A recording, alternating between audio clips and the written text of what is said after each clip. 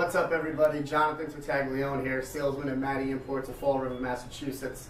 I blew a tire last night on my way home from the dealership, and it kind of occurred to me that maybe not everybody knows how to change a tire in their 2013 or 2014 Volkswagen Golf. So I figured I'd take this opportunity to show you how to do it and demonstrate how to do it properly. It's not hard, it's actually pretty easy, and for a lot of us, maybe we don't have that hour wait time or so to wait for Volkswagen roadside assistance, and you just want to get it done and get it going. So what I'm going to do is just show you step by step what you need to do, and again exactly how to do it properly to make sure that you and your occupants are safe inside your vehicle. So let's go ahead and take a look. Alright, so first things first, you want to make sure you have the proper tools to go ahead and change the tire. And Volkswagen actually makes it really easy on you. I've kind of pulled them out already, this way you don't see me struggling getting them out of the styrofoam containers. But the first thing you're going to need, obviously, it's going to be your jack. A lot of folks actually nickname this the Widowmaker. However, if used properly, you don't have any dangers or thoughts to worry about, anything like that. So you want to make sure you get your Volkswagen equipped jack, or if you have your own little floor jack or something like that, those work just as well. Then secondly, the only other tool you're going to need to get the tire off is going to be your tire iron, which Volkswagen is going to provide for you. You can find these all located in your styrofoam cutout. Some vehicles are going to have them on the around side of the tire. Other vehicles might even have them directly inside of the spare tire. So first things first, we're going to start with this here. If you follow me, I'm going to bring you over to the side of the car, and I want to make sure that you know where to jack the car up from. Alrighty, so the first step in getting your wheel off of your Volkswagen Golf is going to be removing your wheel cover. Quick note for those guys with alloys, well, you're not going to have a wheel cover on the car, so you're just going to have to remove the lug nuts directly. Keep in mind, you might have a plastic cover over those, and very simple, with a screwdriver or the tool that Volkswagen provides, those will pull right off. For those of us with wheel covers, simply just get your hands right in between the actual wheel and in the tire itself.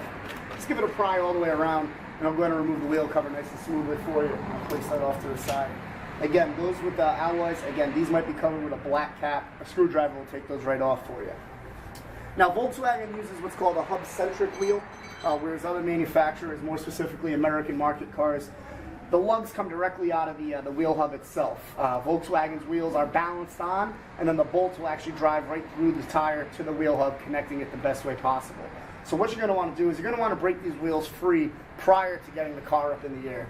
So you're going to have to get on these and just give it a little bit of umph here. You just want to break them free. You don't want to go crazy over loosening them or anything. You do want to make sure the wheel stays pat.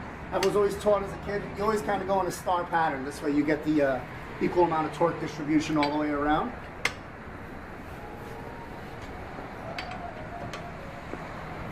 Alright, now that all 5 of our lugs are loose, now you're going to want to work on jacking the car up.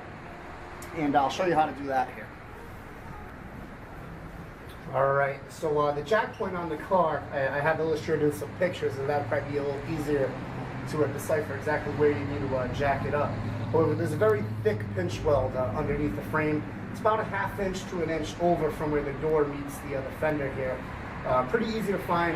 These photos that you're going to see will help illustrate that for you. What you're going to want to do is slowly crank this up, and as you're lifting it, you notice the car will come up with you.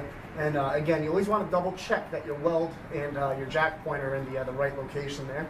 So you'll see that the tire is slowly, you got to be careful for those trucks.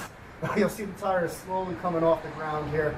And once you get it, just about going all the way, you're going to have enough clearance as as expected with the tire fully inflated.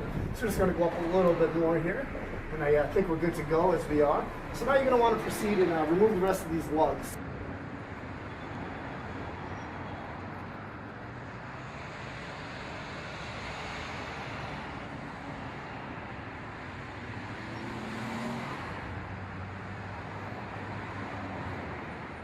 I'm going to take those off. Now very simply, you're going to pull this tire right from the top point, and it's going to roll right off for you. Now what you're going to see, as I mentioned, is you don't have any studs that are coming out. They're all built into the lug nuts, and you're going to have the 5 open holes.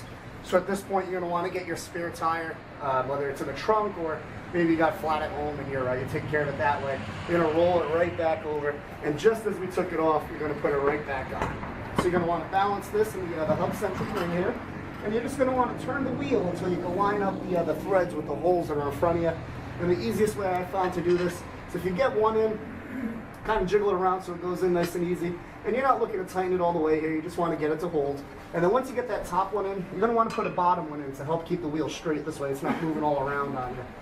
So you're going to get these in and, you know, like I said, one by one, fill them up.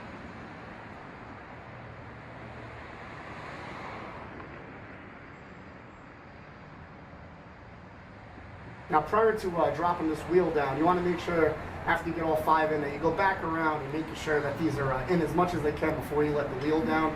It doesn't hurt even to take your tire iron, but to tighten them up, you're not dropping it as much as you can without the other wheel spinning on you. Like I said, when I was taking off the wheel, I always learned if you go in a star pattern, it helps distribute the pressure properly. This way you don't get a warped wheel on there. So once you get them on tight enough, again, double check, triple check. It's never wrong to make sure your tires are on properly, as your tires are the only thing that separates you from the ground, of course. And then, just like you jacked it up, you're going to go into reverse motion, and you're just going to slowly let this down. You don't want to go too fast. You don't ever want the jack to slide off from under you. But you're going to slowly let this down. And then once you get enough pressure off of it, the jack's going to kick out from under you. If you push it back, there is a little spring mechanism in here that will allow it to release for you. And then you just don't want to fold this up. So I'll put this off to the side as I'll finish that here in a second. And then you're going to come back to your wheel again with your tire iron, and you're going to want to give these what you call a once over. You're going to want to tighten these as much as you can until the point where you physically can't. For those who are a little lighter, maybe don't have as much arm strength as some others, might not be a bad idea to have somebody else come check it out to make sure that they are fastened appropriately.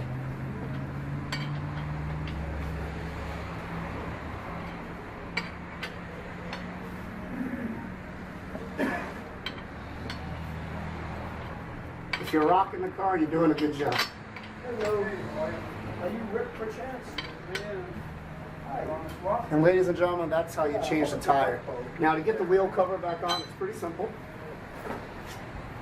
You are going to notice in your wheel cover, there will be a little indent here, and that's going to be where your valve stem is going to come through. So you just want to make sure you line that up with your valve stem. Put it right over it, apply a little bit of pressure equally around, and the wheel cover will clip right back on. Hope this helped you guys out. If you have any other questions, feel free to give me a call. Again, it's Jonathan Tertaglione here at Matty Imports, 508-678-5555.